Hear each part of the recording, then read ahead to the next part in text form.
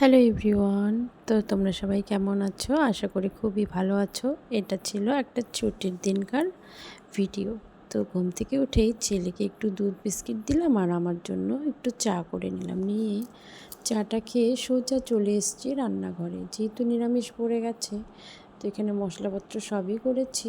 আর এই যে একটুখানি পনির করে নিচ্ছি। তো প্রথমে পনিরটাকে ভেজে নিয়েছি, তারপর মনে হলো আর একটুখানিও পনির লাগবে, তাই জন্য কিছুটা পনির ফ্রিজে রাখা ছিল, তো সেটাকেও বের করে নিয়েছি।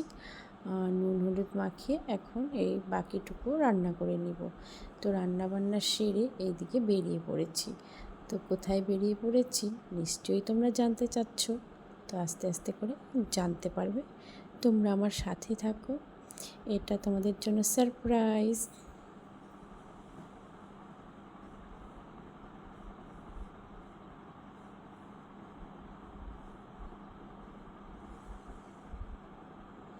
তো দেখো, অন্য কোথাও যাচ্ছি না, আজ যাচ্ছি আমার ছেলের স্কুলে। সচরাচর আমরা তো স্কুলের ভেতর ঢুকতে পারি না, তো আজ আছে পিটিএম। তো আজ তো একটু ভেতরে যেতেই হবে, প্যারেন্টস মিটিং যেহেতু প্যারেন্টসকে তো যেতেই হবে। আর আজ কিন্তু আমার ছেলের রেজাল্টও দেবে। তো যাওয়া যাক এখন স্কুলের ভেতর। আর দেখুন স্কুলটা কত সুন্দর আজকে সাজিয়েছে। আর এই যে ছেলে তার বাবার হাত ধরে নিজের ক্লাস চিনিয়ে নিয়ে যাচ্ছে বাবাকে, আর দেখিয়ে দিচ্ছে ওই যে ওর ক্লাস। তো ক্লাসের ভেতর তো আর ভিডিও করতে পারিনি। এই যে এই দিনটার জন্যই খুবই খুশি থাকে ছেলে, যেহেতু ওরা ছোটো, ক্যান্টিনে খেতে পারে না অন্যান্য দিনগুলো, কিন্তু এই যে প্যারেন্টস মিটিংয়ে এলে পরে মা বাবার সাথে বসে ক্যান্টিনে খেতে পারে।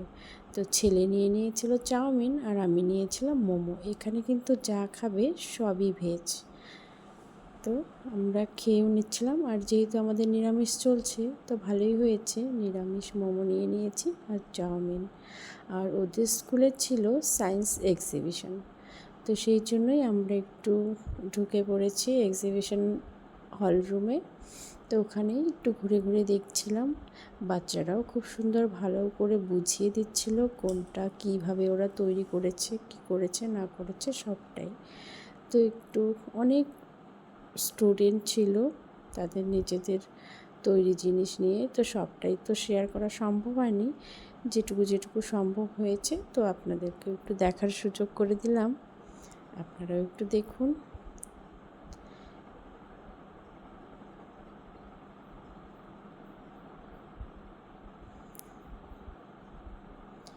তো চলুন, তারপর সবটাই তো শেয়ার করতে পারিনি, তো এখান থেকে বেরিয়ে এবার সোজা চলে যাব আমরা আমাদের বাড়িতে। আর দেখুন ওরা কি সুন্দরভাবে কিন্তু বুঝিয়ে দিচ্ছিল আমাদেরকে যে ওরা কিভাবে তৈরি করেছে, কোথা থেকে কি হবে না হবে সব কিছু খুবই সুন্দরভাবে দেখিয়ে দিচ্ছিল, বুঝিয়ে দিচ্ছিল। Thank you.